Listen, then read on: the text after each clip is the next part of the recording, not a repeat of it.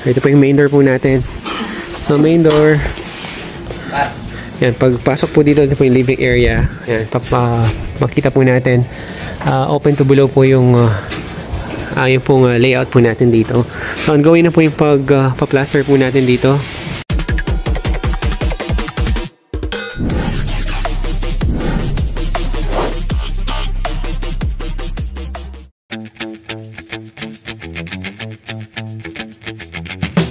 Palang araw po sa bawat isa. Welcome back po sa ating channel and welcome back po sa Blessed Builders. Mga ka-Blessed, nandito po tayo ngayon sa site po natin sa Metrogate, Angeles.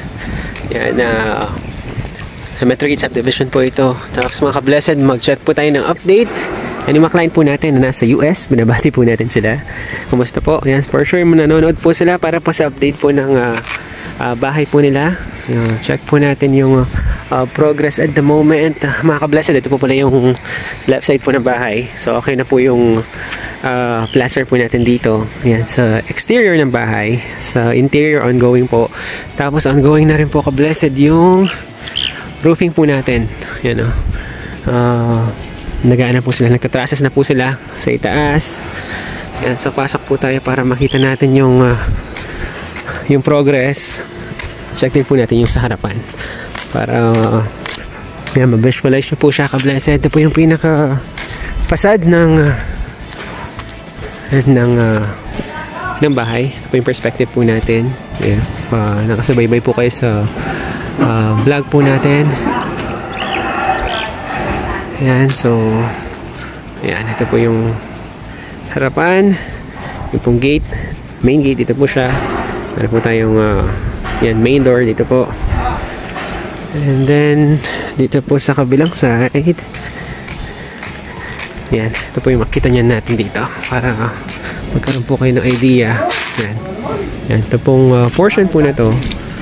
Yan, yung guest room, tapos yung outdoor kitchen, yung pool po natin. Yan, dito po siya sa portion po na to. Yan, swimming pool, tapos yung pong guest room, yung pong outdoor kitchen, dito po siya. Tapos meron po tayong lanay po dito sa area po na to. Yan, so ito po yung site natin. Yan, tapos meron po tayong terrace sa itaas. Yan, kita ko lang po. Yan, so itong area po na to, yan, terrace po yan sa itaas. Tapos magkakaroon po ng grills yan dito. Grills yan dito. Yan, tapos overlooking yung swimming pool po natin. Dito po siya. So alam ko by January, yan, dito po sisimulan po yung paggawa po ng swimming pool. So pasok tayo, ka-Blessed. Yan, itong area po na to, gagawin pong garden yan. Tapos meron po tayong walkway niyan dito. Papunta po yung walkway niyan dito sa ating lanay area. Lanay area. Tapos itong portion na to, yan, hanggang dito, yan, possible pong pa-landscape, gagawing garden ng mga client po natin. So ito po yung parking lot po natin. Yan, napakaluwang ng parking lot. Kahit tatlong sedan pwede po siya dito. So kung malaking sasakyan naman po, dalawa yung kakasya. Tapos property line po natin, ito na siya sa left side. Yan, ito po yung dulo. Yan, dito na po yung bakod po niyan. Hanggang doon. May space pa rin po tayo dito, 2 meters. Pasok po tayo. Ito po yung main door po natin.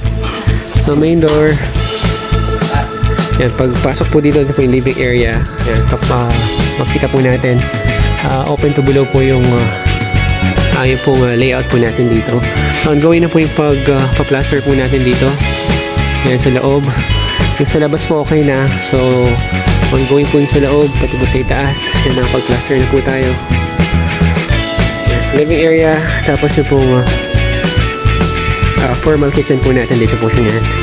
Formal kitchen. Tapos yung pong dining. Dito po siya, dining area. Tapos meron po tayong sliding door po dito. Sliding door. And then sa kabilang side po, dito po yung master's bedroom natin. Master's bedroom. Tapos meron po tayong door po dito. Papunta po sa ating and wardrobe. Wardrobe po niyo yun dito. And then dito po yung pong banyo ng master's bedroom.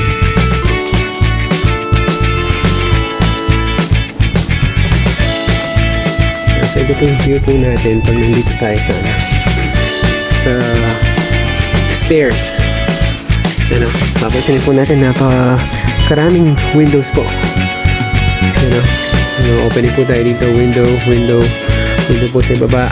Yan, para yung natural light po. Yan, meron po tayong window dito. Tapos meron po tayong powder room dito po. So under stair, para ma-maximize po natin yung space. And then sa stairs po natin, meron din po tayong malaking window dito. Yan, for natural lighting, paakyat.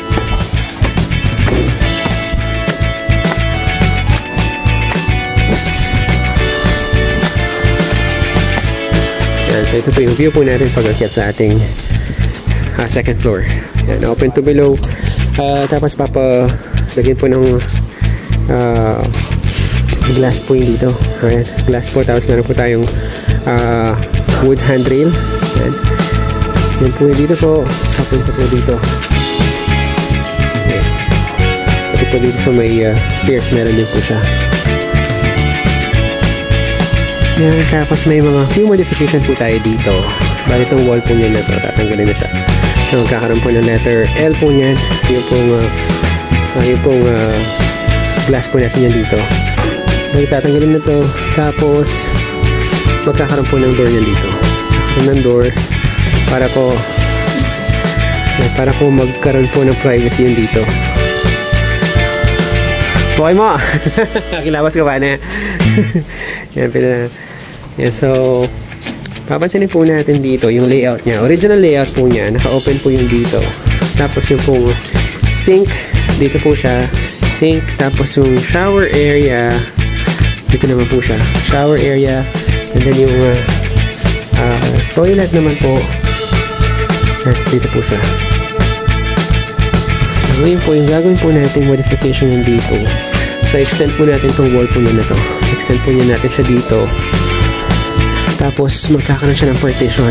Yan. So gagawin po natin, lilitan po natin yung shower area. Yan. Lilitan po natin yung shower area para magkaroon po ng storage or wardrobe. Yun dito. Yung room na to. Yan. Tapos na room na to. Ganyan po yung space niya ngayon. So extend po natin yung wall dito. Lalagyan po natin yung opening dito. Yan. Para po sa para po sa wardrobe. Tapos itong wall po nito, masasarado po ito. Magkakaroon po ng door niyan, karoon ng door, para nakatago na po siya. Okay, so, kaya-kaya pa naman po yung modification po natin dito, at least na inform po agad tayo na mga po natin. So, start na po niyan natin ito.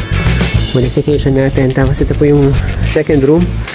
Dito po sa itaas. Gawin na po yung pagtatasis natin. Tapos ito po yung hallway natin papunta po sa ating family area.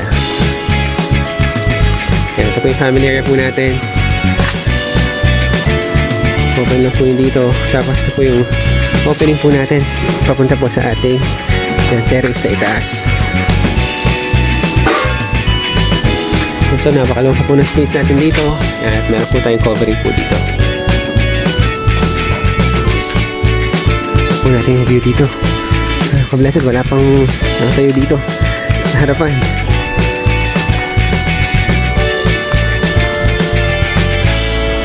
So napakaliwalas. Ano? Tapos dito po overlooking po yung pool niyan. Ano?